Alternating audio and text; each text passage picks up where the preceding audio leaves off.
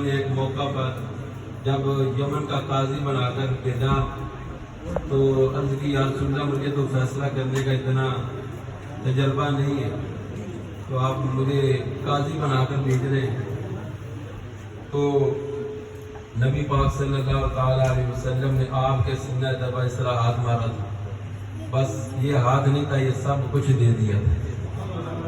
اب فرماتے ہیں کہ بس حضور کا دست نبوت میرے دل پر لگا، اللہ تعالیٰ نے میرے سامنے سارے حجابات ختم فرما دیے۔ اب علی کو کوئی فیصلہ کرتے وقت کوئی مشکل پیش نہیں آتی۔ یہ سارا کا سارا فیض کہاں سے ملا؟ یہ مولا علی پاک کو حضور سے نسبت کی وجہ سے ملا۔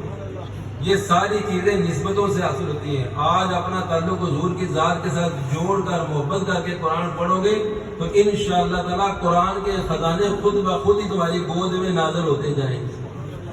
یہ یہودی تھے نا، یہودی جب ان کا کوئی بچہ پیدا ہوتا تھا تو وہ کسی رنگ میں اس کو بکی دے دیتے۔ اس کا مقصد کیا ہوتا ہے؟ بھی اب اس پر یہودیت کا رنگ چڑھ گیا ہے۔ بعد میں دیکھا کہ عیسائیوں نے بھی شروع کر دیا، عیسائیوں نے بھی انہوں نے زرد رنگ لیا، بچہ پیدا ہوا اس کے اندر ڈبو دیا ہے جی، کیا ہے جی عیسائیت کا رنگ چڑھ گیا۔ قرآن کہتا ہے صبغۃ اللہ، او یہ کون سے رنگ چڑھانے جو نے شروع کر دیے؟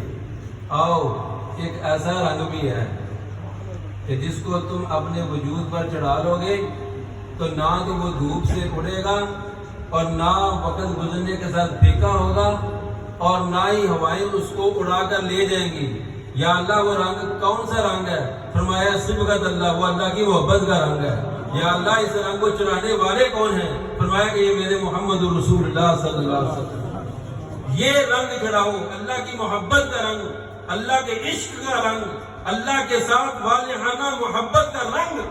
جب تم چاہو گے کہ ہمارے وجود پر اتر جائے تو پھر بھی تمہیں اپنا منہ گنبد خضرا کے مکین کی طرف کرنا پڑے گا۔ اپنی توجہات میں، اپنے خیالات میں، اپنے افکار میں جب تم حضور علیہ السلام کی ذات کو اتار لو گے، آسمان والا تمہیں اپنی محبت کا رنگ عطا فرما دے گا۔ پھر حالات جو بھی ہو جائیں، پھر معاملات جتنے بھی ٹف ہو جائیں اور حالات جتنے بھی مشکل کیوں نہ ہو جائیں، جنہوں نے رنگ چڑھایا ہے سب پکا چڑھایا ہے کہ وہ رنگ اتر نہیں سکتا۔ کہتے کہ وَمَنْ أَحْسَنُ مِنَ اللَّهِ صِبْغَةً، اللہ کی ذات سے بڑھ کر رنگ اور کس کا رنگ ہو سکتا ہے؟ اس کے عشق کے رنگ، اس کے رنگ کے ساتھ جب رنگے جاؤ گے تو پھر تمہاری نسلیں بھی اسی رنگ میں زندگی گزارے گی، تمہاری آخرت بھی ٹھیک ہو جائے گی اور تمہاری قبر بھی روشن ہو جائے گی۔ نبی پاک صلی اللہ تعالیٰ علیہ وسلم کی ذات والا شان، تو یہ تو قرآن ایک حکم دینے والی کتاب ہے۔ نماز پڑھو، نماز پڑھنی کس طرح ہے یہ تو قرآن نے بیان نہیں کیا۔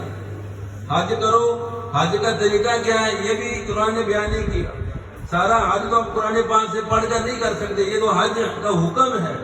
نماز کی رکعتیں کتنی ہیں، یہ سب کچھ ہمیں حاصل کرنے کے لیے یا اللہ یہ ہمیں احکام تو بتا رہا ہے، اس کی وضاحت کہاں سے ڈھونڈیں؟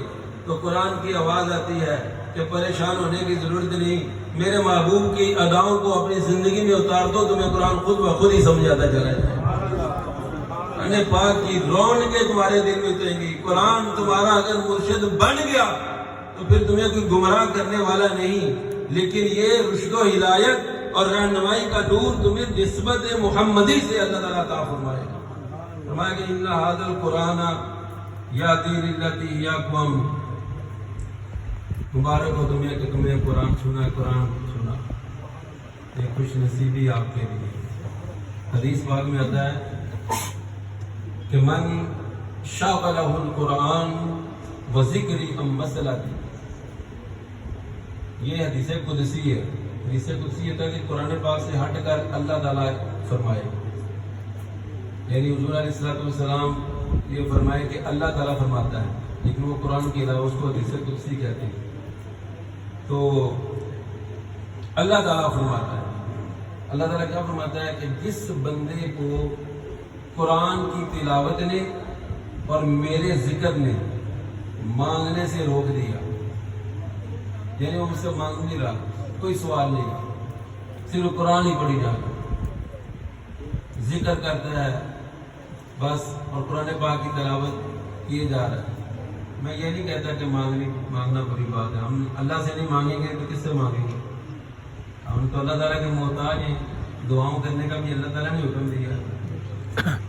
اللہ تعالیٰ فرماتا ہے کہ وَإِذَا سَأَلَكَ عِبَادِي عَنِّي فَإِنِّي قَرِيبٌ أُجِيبُ دَعْوَةَ الدَّاعِ إِذَا دَعَانِ۔ پکارنے والا جب بھی مجھے پکارتا ہے تو میں اس کی دعاؤں کو قبول کرتا ہوں۔ مانگنا تو بندے کی بھائی یہ اس کی نیکی، اس کا حسن ہے، لیکن قرآن کی عظمت میں بیان کر رہا ہوں کہ حضور علیہ السلام نے کہ اللہ تعالیٰ فرماتا ہے کہ جس بندے کو میرے قرآن نے اور ذکر نے مانگنے سے روک دیا، آتیتہ افضل ما اعطی السائلین، میں اس بندے کو مانگنے والوں سے زیادہ عطا فرما دیتا ہوں۔ سبحان اللہ۔ ایک بندہ مانگی جا رہا ہے، ایک بندہ قرآن کی تلاوت کیے جا رہا ہے، وہ مانگنے کا وقت نہیں قرآن پر ہی لگا رہا ہے۔ قرآن پڑھنے کا مطلب کیا ہے کہ میں اللہ مجھ سے بات کر رہا ہے، اللہ تعالیٰ مجھ سے باتیں کر رہا ہے۔ میں آپ کو کہتا ہوں کہ اگر بندہ مخلص ہو کے قرآن پڑھے، سمجھ کے قرآن پڑھے، تو اللہ کی قسم ایک وقت وہ آتا ہے کہ واقعی سمجھ آتی ہے کہ اللہ مجھ سے بات کر رہا ہے۔ یہ کوئی چھوٹی بات نہیں ہے، یہ بہت بڑا مقام ہے جو بندے کو ملتا ہے۔ اور حضور نے فرمایا کہ اللہ تعالیٰ فرماتا ہے کہ مانگنے والے پیچھے رہ جاتے ہیں، پڑھنے والے مجھ سے لے کر آگے چلے جاتے ہیں، میں ان کو زیادہ عطا کرتا ہوں۔ اور اللہ تعالیٰ کے کلام کو باقی کلام اور فضیلت ایسے ہی ہے جیسے اللہ تعالیٰ کو اپنی مخلوق کا بعد فضیلت حاصل ہے۔ قرآن پاک کی جستجو اپنے اندر پیدا کریں۔ دیکھیں مجھے بڑی خوشی ہوئی وہ حدیث پاک سن کر، اور آپ کے لیے بھی باعث مسرت ہے۔ قرآن پاک کی سیکھنے کے لیے کوئی وقت نہیں ہے، آپ زندگی کے جس حصے میں بھی ہیں شروع کر دیں قرآن سیکھنا۔ یہ نہ کہیں کہ وقت بہت گزر گیا ہے، اب میرا کوئی فائدہ کوئی نہیں۔ یہ شیطانی خیالات ہوتے ہیں، ان کو آپ دل میں نہ لایا کریں، یہ مایوس کرتا ہے۔ یہ ایسی بری چیز ہے، شیطان یہ بندے کو مایوسی کی دلدل میں ایسا ڈال دیتا ہے کہ بیچارہ باہر ہی نہیں کر سکتا۔ مایوس نہ ہو، اللہ کی رحمت سے کبھی بھی اگر 2 سانس بھی آپ کی زندگی کے باقی ہیں تو پھر بھی مایوس نہ ہو۔ حضور پاک نے فرمایا کہ بندہ قرآن سیکھتا بھی اس نے پورا نہیں کیا، مر گیا بیچارہ، اس کی زندگی نے وفا نہیں کی، قبر میں چلا گیا، فرشتے آ گئے، سوال کیا۔ اللہ تعالیٰ فرماتا ہے کہ فرشتوں ٹھہر، جو سوال بعد میں کرنا، جو اس کا قرآن رہ گیا اس کو پہلے سکھا دو۔ یہ کتنی عزت ہے اس قاری کی، اس پڑھنے والے کو کتنا پروٹوکول دیا جاتا ہے قبر میں کہ یہ ٹھیک ہے اس نے 70-80 سال ضائع کر دیے، لیکن آخری وقت یہ اپنی ٹکڑی پیٹھ کے ساتھ چل کے مسجد میں عاد ہو گیا تھا نا، یہ اپنی بڈھیاں ہڈیاں لے کر عاد ہو گیا تھا نا، اپنے بالوں پر اتری ہوئی چاندنی کو لے کر بھی یہ مجھ سے مانگنا شروع کر دیا تھا۔ میں رب حیا فرماتا ہوں اس بات سے کہ بندہ مجھ سے مانگے اور میں اس کو محروم کر دوں۔ اس نے آخری عمر میں بھی قرآن سیکھنا شروع کر دیا تھا۔ فرشتوں پہلے اس کے قرآن کی تکمیل کراؤ، سوال کا سلسلہ بعد میں شروع کر دیں۔ دیکھو قرآن جو ہے نا، قرآن یہ صرف یہ دنیا کے اندر بھی کہ ہماری خوشی کا سامان نہیں، دنیا کے اندر ہماری ضرورتوں میں پوری نہیں کرتا، یہ قبر کی بھی ضرورت ہے۔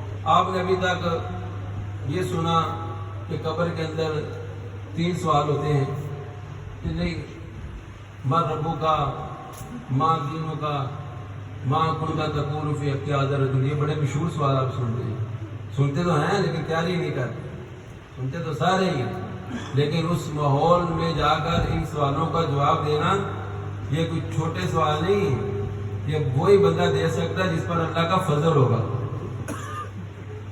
ہم 3 سوال سنتے ہیں، 4تھا سوال بھی ایک ہے، وہ فرشتے کہیں گے کہ من این تعلمت، اے قبر میں آنے والے ذرا یہ تو بتا کہ یہ تو نے سوال سیکھے کہاں سے؟ تو وہ کہے گا قد قرأت من کتاب اللہ تعالی، یہ تو سب کچھ میں نے قرآن سے سیکھا ہے۔ یہ سب کچھ میں نے قرآن میں پڑھا ہے. صاحب ذوالفقار جس بندے کا تعلق ہی قرآن کے ساتھ نہیں، وہ کیا جا کے آگے جواب دے. یہ کتاب قبر میں سوالوں کے جواب دینے میں حوصلہ پیدا کرتی ہے، یہ طاقت پیدا کرتی ہے، یہ تمہارے اندر